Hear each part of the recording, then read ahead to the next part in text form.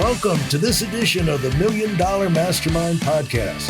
This is where we pick the brains of high achievers from all walks of life and get their hard-earned, real-world insights on winning. I'm your host, Larry Weidel.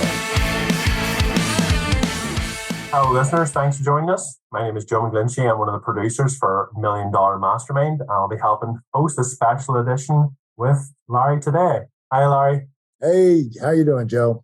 All good. Thank you. As always, listeners, we'll delve deep into Larry's unique background and give you the chance to gain some insights on winning. Join us on an introspective journey as we explore the transformative journey that took Larry from being on food stamps to earning millions every single year. So, Larry, one of the things as a fan of podcasting is we always want to know that kind of spider bite, the moment that got you into podcasting. What was your first introduction to it? Podcasting? Yes. Well, I talk to this is an outgrowth of what I do most of the time, which is talk to people that in my business, and my business is winning, growth, compounding, entrepreneur, that type of thing. So I'm talking to financial services. I'm talking to people that run things. As you get over the years, you still have the same amount of time, but you have more and more successful people that you wind up spending your time talking to because hopefully the people you're talking to are more and more successful. And then there's more and more people that wish they had your time and the time of the person you're talking to, and they would just love to eavesdrop. And all of this, I'll tell you, the spider bite moment was when I was coming up and I would go to conventions and manager meetings. And at the break, when we all would, you're in a big hotel somewhere or whatever, then you go to the restaurant where they are. But everybody would look and see where the big people were. And if they couldn't get at that table, which you probably couldn't, is you wanted to get close so you could eavesdrop on what they were saying. You always wanted to hear what the big guys are talking about. And usually it's nothing. But anyway. And so that was the genesis of this idea of there's a lot of interest in eavesdropping.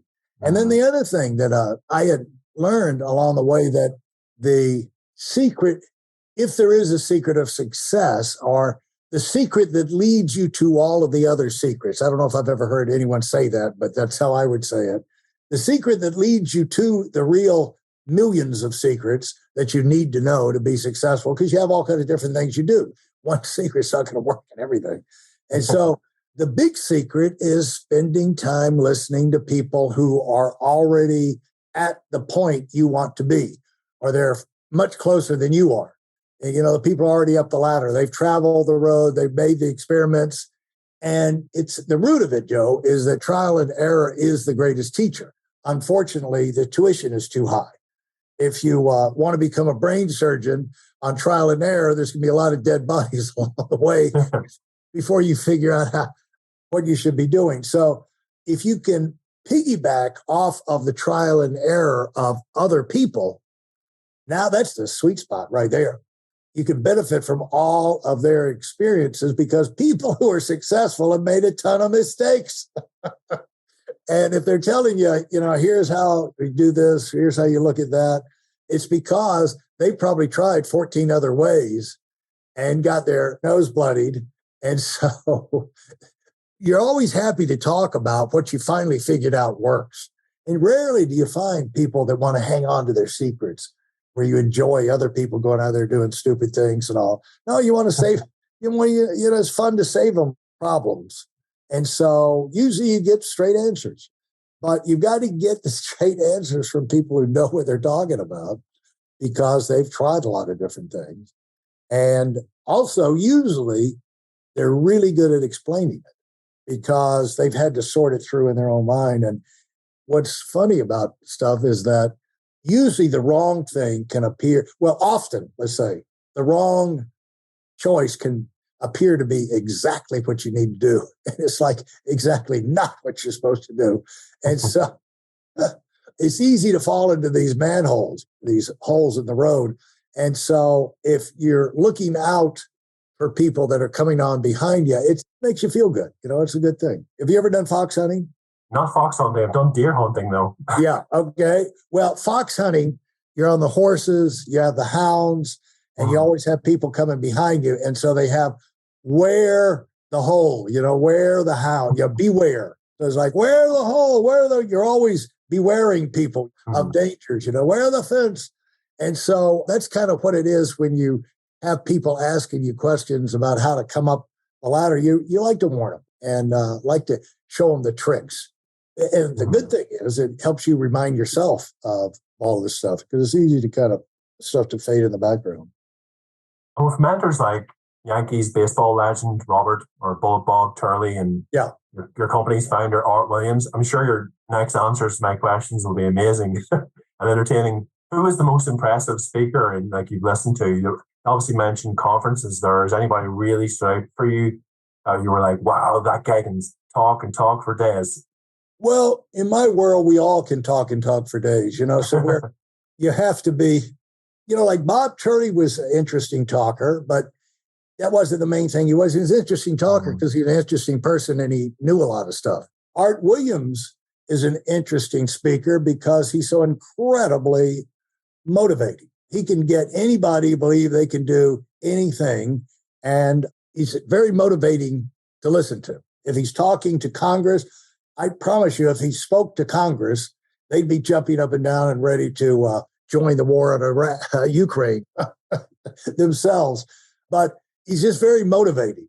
And he's good at creating a bond. You feel like you're a part of something and you feel like he's speaking to you. So Art's really good, but Art can be terrible too. He can have his moments because I can remember early on, I'd bring him over to do some recruiting meetings for me every 3 weeks. You knew it was going to be great, but sometimes it'd take him 45 minutes to warm up because he'd had a busy day. He had to drive across Atlanta to come into the meeting, doing me a big favor. And so his head was full of things. He's worn out. But after about 45 minutes, I would always sit off to the side and I could see whenever he went up on his toes, it was like a plane flapping the wings, ready for liftoff. You're like, here we go. But from there on, it would be just mind-blowing. So great speakers come in all kind of packages. But the thing is, can they tell you, are they useful? And so over the years, I've found that it's almost impossible for me to listen to anybody speak unless they're funny. If they're funny, okay, I'll listen. But other than that, I've just heard so many great speakers all my life. And I haven't really thought about who is the greatest speaker, but it's guys like that. It's people who have something to say and it's people who can speak to you. And they're not worried about themselves. A certain style, proven winners. Yeah, right. And then in your normal day-to-day life, who would you be listening to most? Who's your go-to concierge person you turn to? There's a thing that happens where I'm talking to my staff and colleagues is much. You learn, you're probably at this point. Yeah, after a certain point, you got the fundamentals. You've heard everything 400 different ways. And so most of the things that I learn on a daily basis is from my own staff or colleagues where we're working on projects and we got problems to solve. And so you're in a situation, it's like you throw your best energy at it. Most of the time you come up with great solutions and everything. But when you get stuck, hearing that other voice of people that are like-minded, educated in what you're doing, understand the project, you can get great ideas from anybody. And so, in fact, it's kind of amazing. In fact, we were building the financial services organization. You have so many decisions to make, so rapid fire all day long. It gets exhausting, to come up with all these things. And so I reached the point, because I always found out they would make the team would push a program or an idea much harder if it was their idea.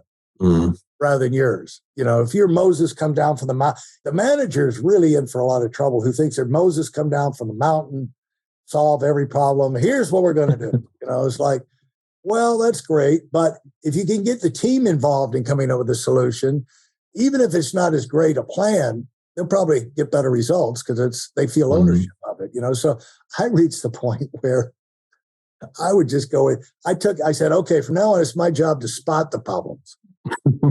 And tell you guys about the problems.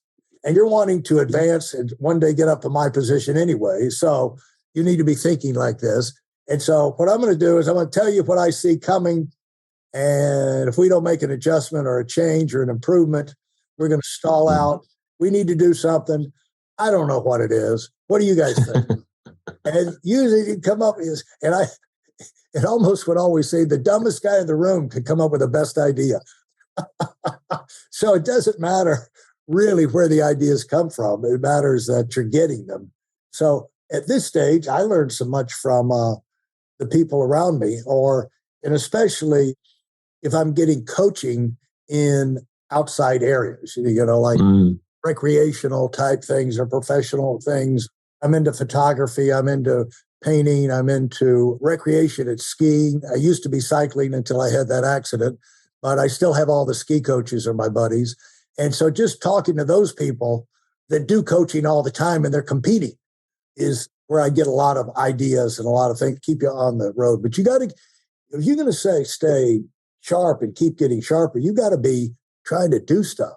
I mean, you got to have goals, and you got to have big goals and stuff that's bigger than you really know how to do. Because if you know how to do it easy, it's going to be boring for you.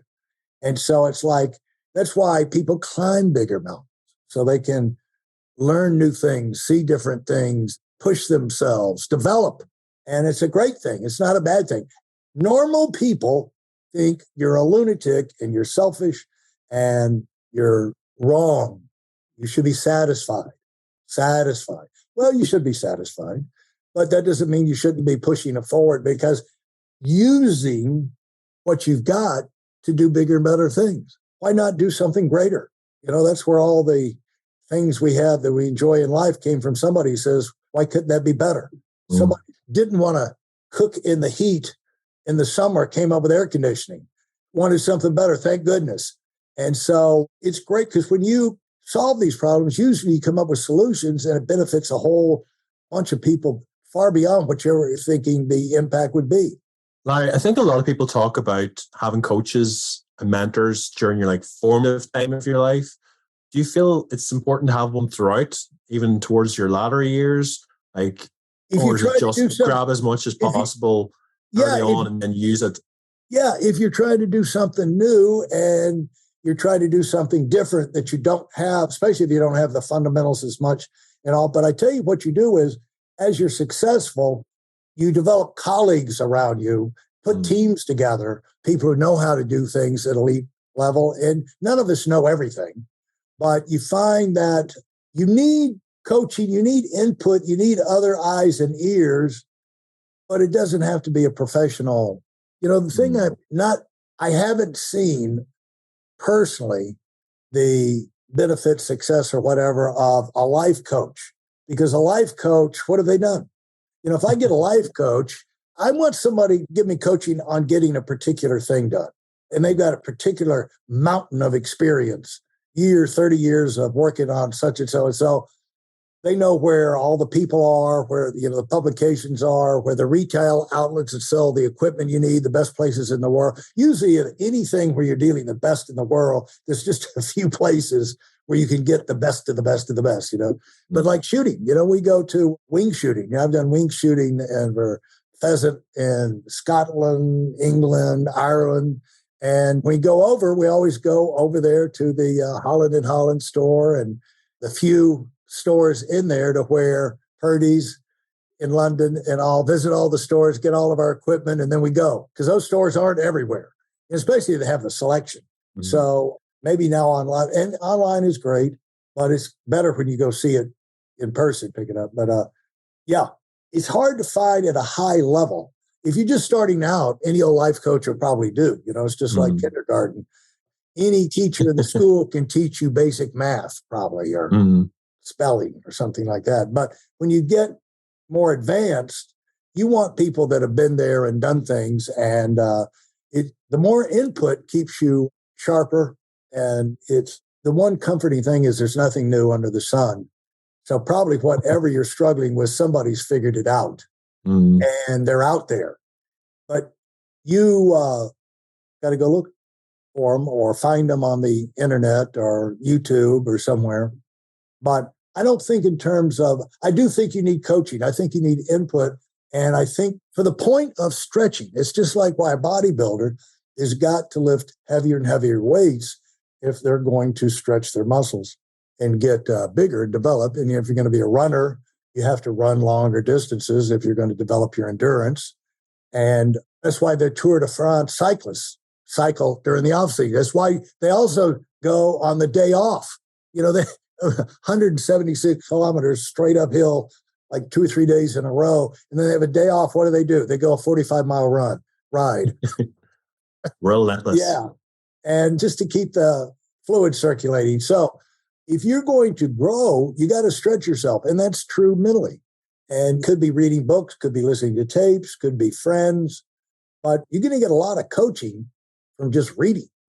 And so, yeah, definitely. Otherwise, you know what? You go stale. You grow Very or true. die in every area of your life.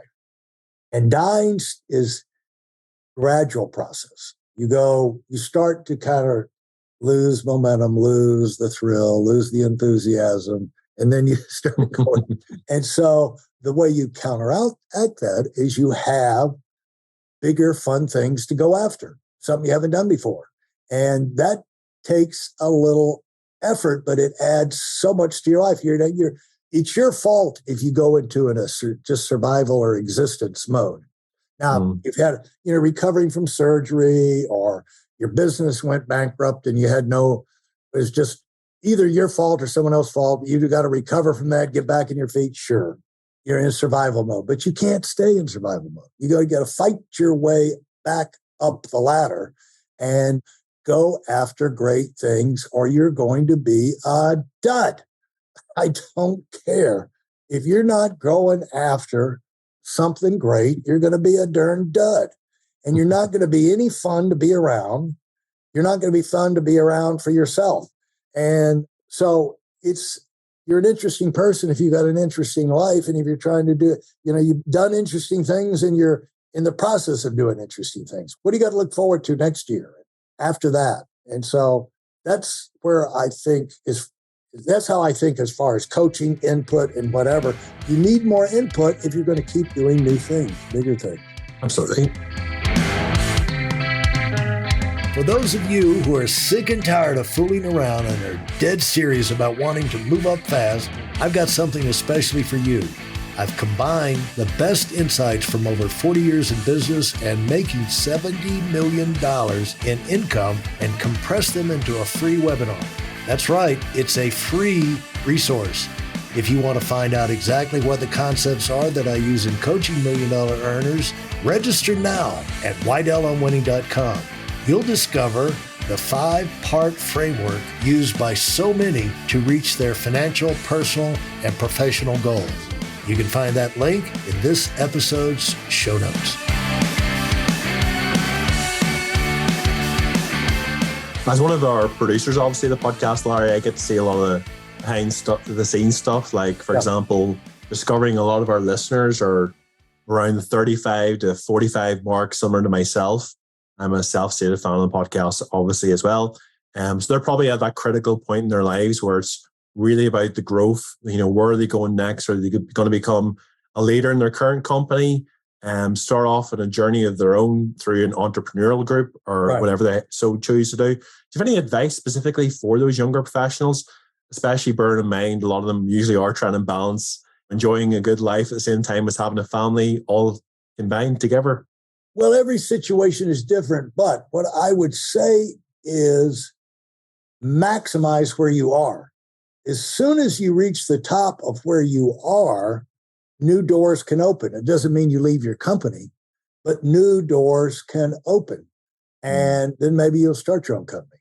But you got to maximize it. And when I say maximize, I don't know what that means. But take advantage of every possibility, every contact, every question you can ask, everything you can learn, every new skill. They need volunteers for things. You can get it in your schedule.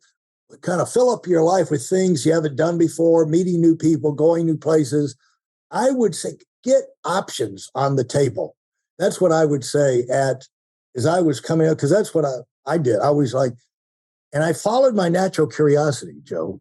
That's almost become a cliche with me now because I say it so much, but it's like follow the darn breadcrumbs. And I could give you long stories about that. It's like if something's out there and you wonder, what's that all about? Go check it out.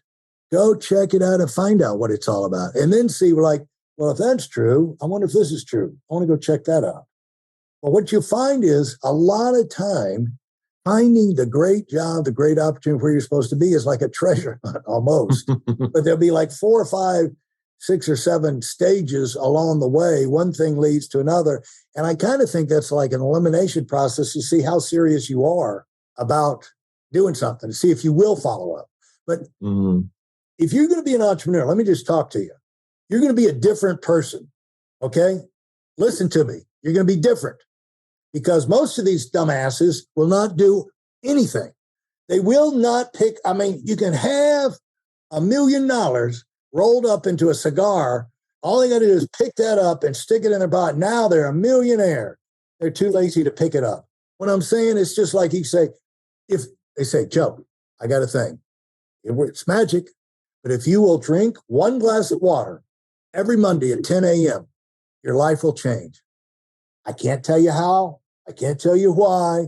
But I'll promise you, you drink a glass of water 10 a.m. every Monday.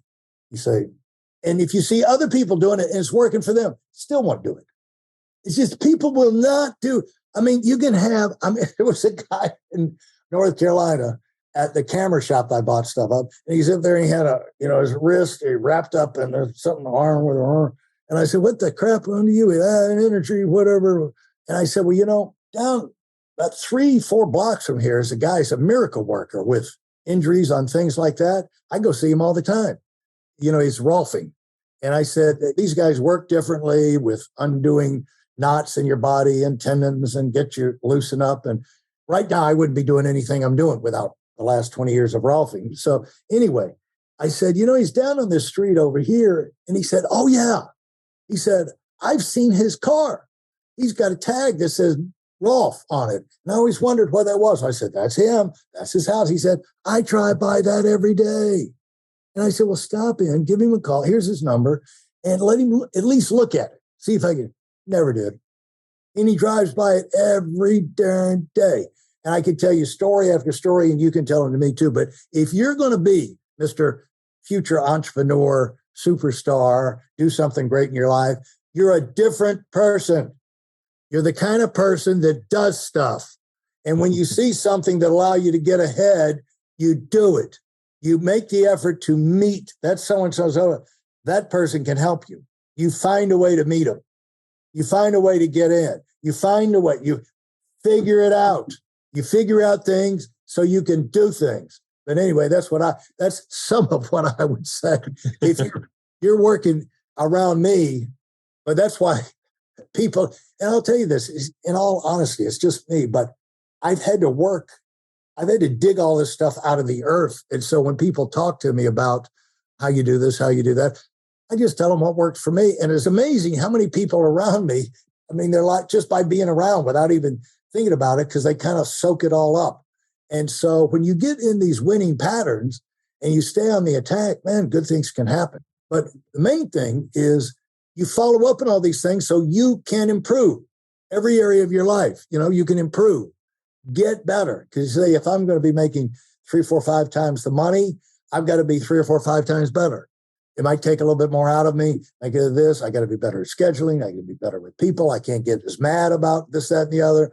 I've got to get better. And I've got to develop my skill sets. And so stay on the attack like that. But like just in the obvious things, if you're not going to take advantage of the obvious things, the stuff that's right behind the obvious things will never appear to you. And that's why you follow the breadcrumbs so you can see what's next. Not too much time spent thinking what if or what's coming next, or should I choose different paths, just staying true to purpose. Right. So obviously, Larry, something I obviously like to do when I'm talking to people is obviously get to know them, helps a wee bit. On your website, I was having a wee nosy and I discovered obviously you spent some of your formative years traveling the world with your parents. This led you to Tuscany where you fell in love with art. Do you think that type of life led to any other aspects of your life that have been really influential or helped you really with what your passions are today? I think for me, yes. But I will say that not every military dependent has that impact.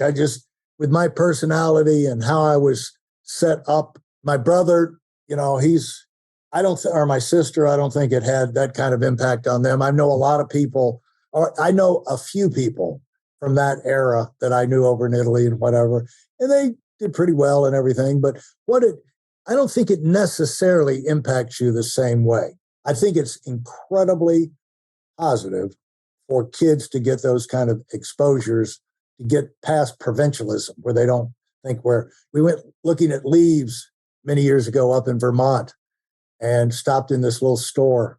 And I was talking to the girl behind there. And I said, well, where's this town, Wilford? And she said, oh, it's 5 miles down there. And I said, is it worth going to? Is it pretty scenery down there? And she goes, I don't know. I've never been. She'd grown up in this town 5 miles from Wilford. There's only one road. In Vermont, there's not a lot of roads crisscrossing and going in this way. You go north and south and occasionally got an east and west road. But not a lot of places she could have gone if she got out of town. She never made it 5 miles south down to Wilford. And so that's the way a lot of people are. They just never go anywhere or do anything. So you cannot have a real well-rounded view. Plus, you can't believe what's possible. I guess the great thing about getting exposed to things like that is to see what is possible, see how people do live. People do these things. My attitudes are not the only way to look at situations. And so it does make you more flexible, makes you more open. And for me, I think it was mind-blowing, the experiences that happened because I was in that situation. But not for everybody, not for everybody. It's not going to be automatic, have that kind of impact. But the thing is, at least you have the chance for it to have an impact if you're there. And so anyway, I think it absolutely was awesome. Yeah. And it can impact you in other ways, maybe personally rather than professionally sometimes as well. For me personally, as listeners can hear, I'm Irish. Like many Irish people, I've lived abroad, followed that, what would you call it, the path where you're just going seeking things almost. And that didn't necessarily shape my professional life, but it certainly affected me as like a father and in a personal capacity. Do you feel like that's kind of helped you in your obviously you're a father yourself as well, Larry? Has that helped make you who you are as far as a professional and a father, or is it a bit of difference? Yeah, absolutely. Because again, with possibilities and options, automatically limit yourself to I'm always going to be here, I'm always going to do this, whatever. You're aware of all the multitude of options that are out there. And when you start thinking about where you want to live, sky's the limit. You live anywhere. It's just a matter, relocate there, make the contacts and whatever. And it's just like, what will get you excited? Because when you have limited exposures, it's like, well, I got to get myself excited about milking the cows. I'm always going to live on this farm. And so the big town is 100 miles away. And so, I can go down to the 7-Eleven, like my grandfather down in South Georgia, they had one little store 5 miles down the road. That was, you go in there and get a candy bar and a Coke, and he'd go get cigarettes. But beyond that, it's like, oh, you had to go 30 miles. And so there weren't a lot of options if you want to switch things up in your life. But when you've had those exposures, I think it makes all the difference in the world for yourself and make your choices, but also when you're talking and where you visualize what's possible for your children. You're not limited in what your capacity for imagining what they could do, if they really wanted to do. And so you're more likely to encourage them to step out or to do something that may sound crazy to someone who hasn't had those exposures. So the Irish do like the Australians and the New Zealand kids do. They take a year or two and just travel the world and see what the world is all about, and then go back home and settle into a groove. I didn't know the Irish did that. Yeah, I follow the traditional path, I suppose. Yeah. And then now, I've got a 6-year-old son now, currently trying to throw him into sports and follow that kind of similar tradition as well. Did you throw your kids into sports to try and fuel their ambition or drive, or did you try any of those things? I think that they did it, but when I did it, there wasn't a lot else to do because when I was growing up, most of the time I was in Europe, and there was not that much for the American kids to do other than sports after school. We didn't have bands and things like that. So that was the only thing really to do if you're going to do something. And so I was always in one sport or another. Now with them, they have more options. And so my kids grew up. Eventually they got into riding horses and other things, but they tried when they were young, like your son, like 6, 7, 8, 9 years old. They played football and those things, but it wasn't for them long term. They got interested in other things, but they were always doing something. I think that's what you can do with your kids is you expose them to it and let them, you see what they gravitate to, see what they, it's like, hey, or you're dragging them along, that's never going to work. So who knows?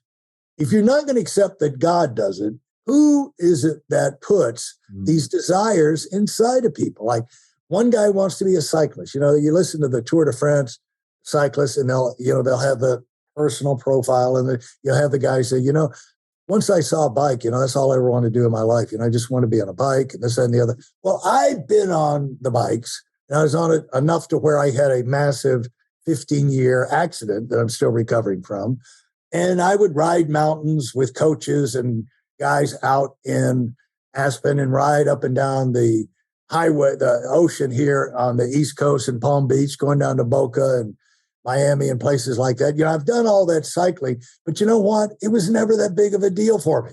It's like, I also have done, I got 140 hours in plane learning how to fly and I got to where I could solo and all, but some people are like, oh Lord, just to be up in the air, I feel free as a bird. I never felt any of that. Like on a cycling, the main thing that I liked about it is you could get a good workout and you didn't have to run. That's, but it was very dangerous, unfortunately. And sooner or later, you're going to come to something suddenly, violently, unexpectedly smash you. And so that's the future for every rider. And if you say, oh, that was just a one-time thing happened, 15 years ago, as if a one-time thing. No. The Tour de France riders are covered head to toe with vicious scars. They've got broken everything.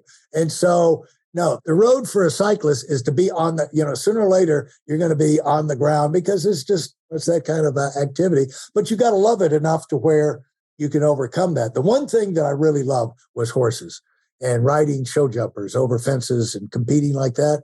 That was worth all the broken bones and being broken L5 and kicked in the head and hematomas and broken clavicles and everything like that. It's like, who cares? But unfortunately, it's just so stifling to keep doing. You've got to put so much time and energy. And after a while, it's like, I just wanted to do other things too in my life too. So I had to give it up. But still, if I had 2 lives, one of them would be riding horses, even at this stage of my life.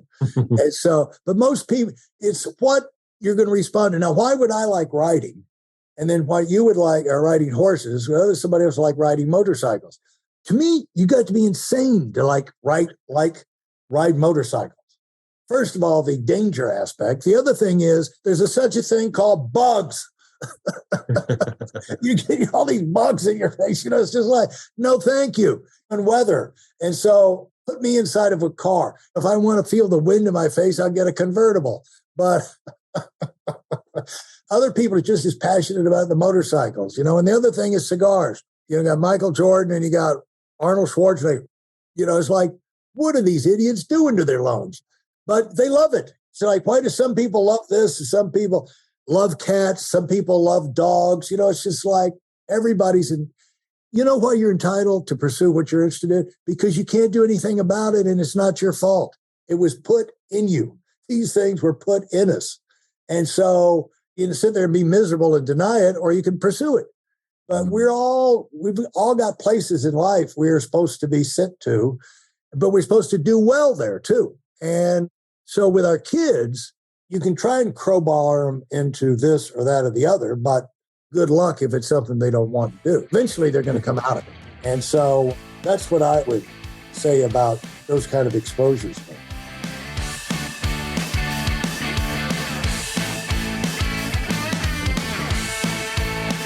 Million Dollar Mastermind, as always, is brought to you by Larry Weidel. To find out more about winning strategies, and definitely check this webinar out. It helps others break the $1 million barrier every year. visit weidelonwinning.com.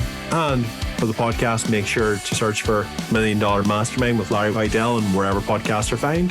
Please leave a nice comment on there, or a harsh comment if you will, and we'll be sure to give you a shout out in a future episode. Thanks very much on behalf of the team. Thanks very much for listening.